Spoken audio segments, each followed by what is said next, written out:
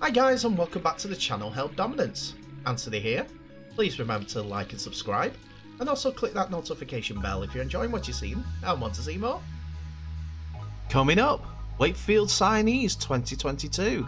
Springer returns to where it all began. This storm prop has a storm brewing. But first, May sacked by Panthers. So there was an announcement today from Penrith Panthers as they have decided to terminate the contract of Tyrone May with immediate effect. The Panthers board of directors concluded that May's conduct following the NRL's 2021 NRL Grand Final constituted as a serious breach of the contractual obligations. The board have also given consideration to previous breaches in making the decision to terminate his contract. As a club, we understand our responsibilities to the game, our corporate partners, our members and fans, and the wider rugby league community, Panthers CEO Brian Fletcher said. The board observed due process in this matter and considered all relevant factors before reaching its final decision. Panthers will coordinate with the NRL to ensure Tyrone receives access to the support and services he needs moving forward. It was a social media post which cost Penrith's Tyrone May his NRL contract after the Premiership winning club sacked the utility player. May was forced to front Penrith's board on Wednesday, where he agreed to terminate his contract. It came after the 25-year-old uploaded an Instagram post following the Penrith Panthers' grand final win over South Sydney that made reference to his conviction for recording an intimate image without consent. It's a photo that was uploaded showing May alongside Panthers coach Ivan Cleary leaving Parramatta's local court before his conviction. The image was captioned with lyrics from Canadian rapper Drake, which said, "And the dirty that they threw on my name turned to soil and it grew up out of it. Time for y'all to figure out what y'all gonna do about it. Love, my brothers." Whatever that means. He was fined 7,500 Australian dollars by the NRL and stood down by the Panthers before they tore up his contract on Wednesday. May missed the 2019 season when he was stood down by the NRL as news of the charges emerged. He was spared jail, but he was handed 300 hours of community service in 2020 before being allowed to return to the Penrith squad. He featured in their grand final loss to Melbourne in that year before claiming the Premiership ring in a gritty victory over the Souths. But that wasn't enough to save him his career as a Penrith Panther going forward. He may find other clubs, but that might be further down the line.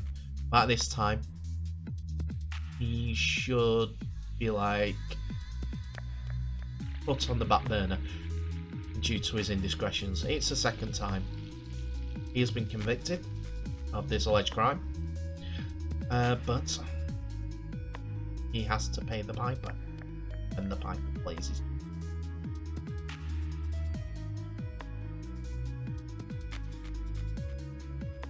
Nelson Asofa-Solomona is unlikely to join the Melbourne Storm for pre-season training from December after doubling down on his vaccine stance on Thursday. Towering Kiwi prop made headlines last week with the news he's reluctant to become vaccinated against COVID-19. While the NRL has chosen not to instigate a league-wide vaccine mandate, Storm CEO Justin Rodsky conceded that there would be significant problems if Asofa-Solomona remained unvaccinated. Specifically, Asofa-Solomona will not be able to attend pre-season training from December the 7th, nor play Storm home games once the season commenced due to Victorian government health orders, as in the state, not the 1800s to 1900s 1900s ruler. Last month, the Daniel Andrews government announced that all essential workers, including professional athletes, must have had 2 shots of COVID-19 vaccine by November the 26th in order to work in Victoria. While the Storm had been hopeful, Asofa-Solomona would reconsider his vaccine stance. The 25-year-old made a social media post on Thursday that suggested his mind was made up. Frontline nurses speaking out as the question, why are we willing to lose their jobs to get the juice? What are we not seeing that we don't see? He posted on his Instagram page.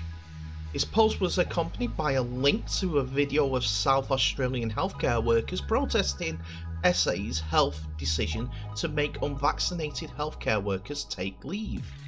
He would need to have had his first shot of COVID-19 vaccination by early next week at the latest if he was to return to pre-season training with the rest of his teammates, given patients must wait 3 to 6 weeks between doses.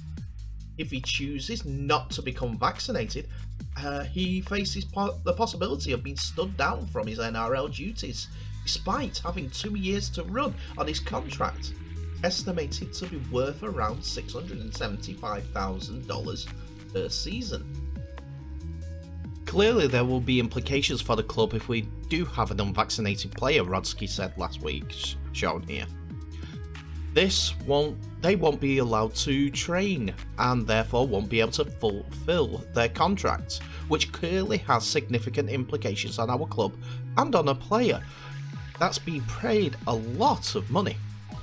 We want them to come and do the proper pre-season so that they're ready to play.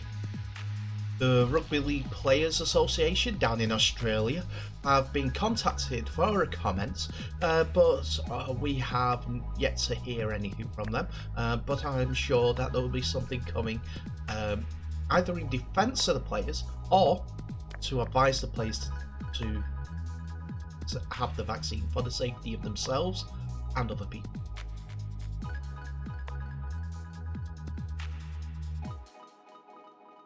So, as my post on social media's intimated, that Toulouse Olympic had actually got one more player signed up, which I wasn't able to cover in the video, as it would. I edited it before I got the announcement that he had signed for them. And that is after 10 years of passing through Toulouse Olympic 13 Academy. It turns out that French international Gadwin Springer makes his return to the club for the first season in the Betfred Super League. Following his time in Toulouse, it was with the Catalan Dragons that the powerful forward broke into the top flight, making his debut in Super League back in 2014. After spending some time with the Catalans reserves team, Springer swapped the south of France for West Yorkshire to join Castleford Tigers. He played almost 60 games for them, scoring 3 tries, and so he spent 3 seasons there before moving on to the Toronto Wolfpack, which helped him ascend to the Super League, in 2019. After the disrupted 2020 season, he returned to the Betfred Championship with Halifax before joining Featherstone in the summer of 2021. On joining Toulouse, Springer said, "I am very happy to join the TO. After talking to Sylvain Hules, I am excited to take part in the Super League adventure with Toulouse. I am happy to be back in this competition. I'm joining a group that has had a great season and I can't wait to get started in training." With all signings, Bernard Sarrazin, president of Toulouse Olympique 13, added, "Gadwin has all the qualities and the necessary experience to help us achieve the objectives set. I'm convinced that under the leadership of Sylvain and his staff, he can go even further." The 5-time French international, Springer, is now 28 years old, so he should have some experience of playing rugby league by now and on the coaching different guises. And Toulouse have been keeping with a philosophy: buy French. And now that they've got a decent size pack and there's a decent size French contingent, but they keep adding to it, as I mentioned in the last video, and the retention of their current players with new contracts sees them as a French team with a French identity playing in Super League Europe. Let's see how they get on. It's going to be a bit difficult, but I think they've got enough about them to finish above. It's unfortunately, sorry Ken, Salford.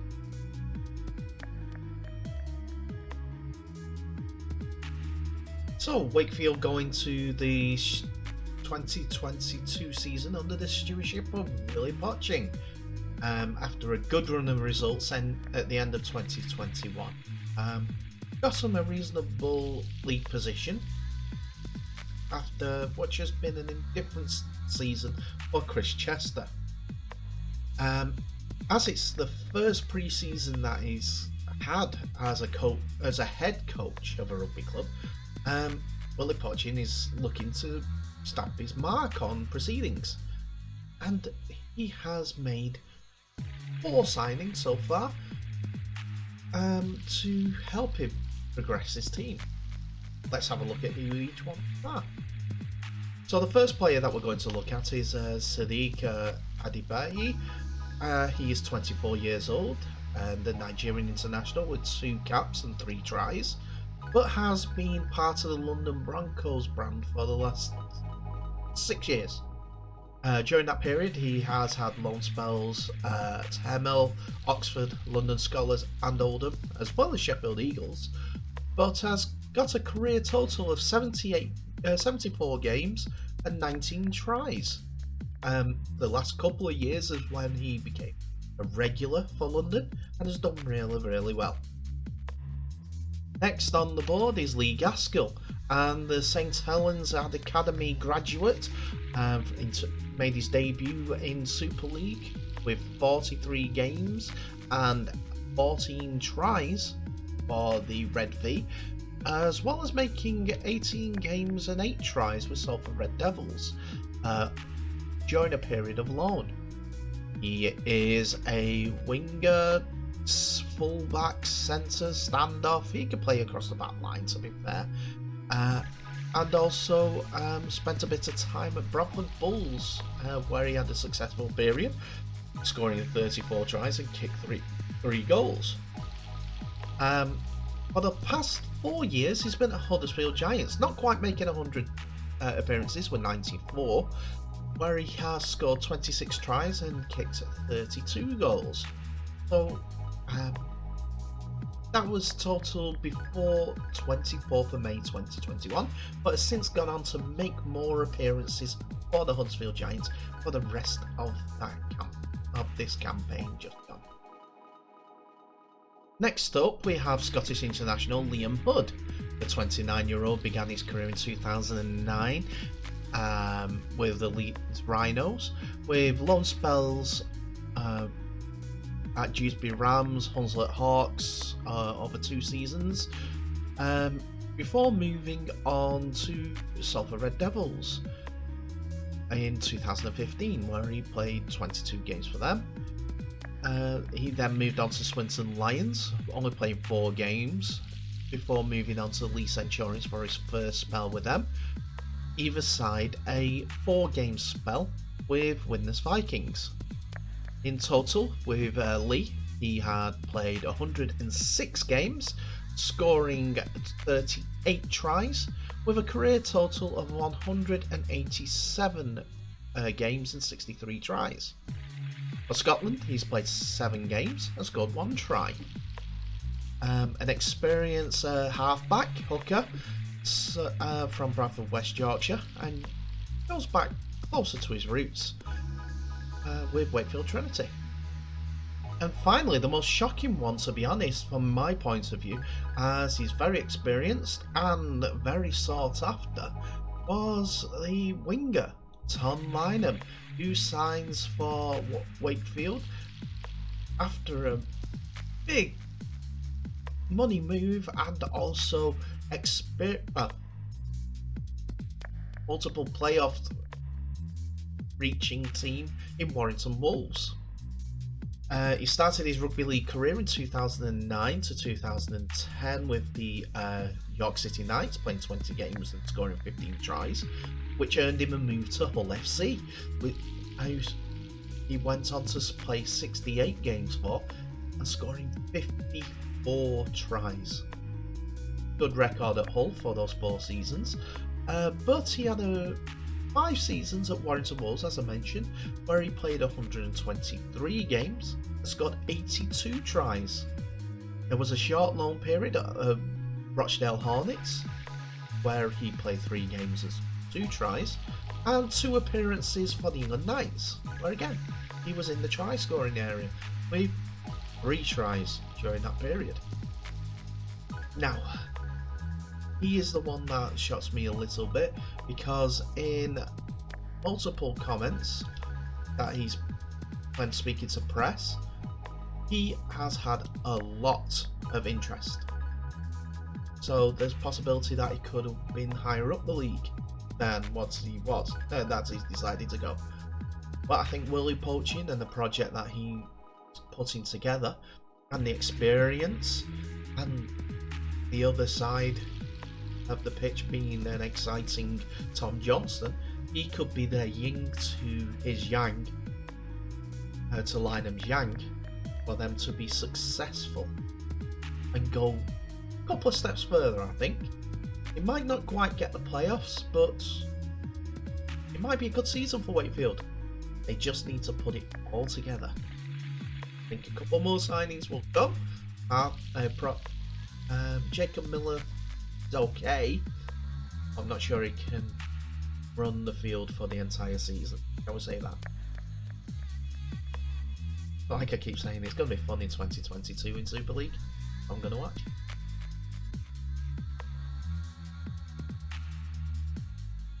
And that's it for another video, ladies and gentlemen. Thank you so much for watching.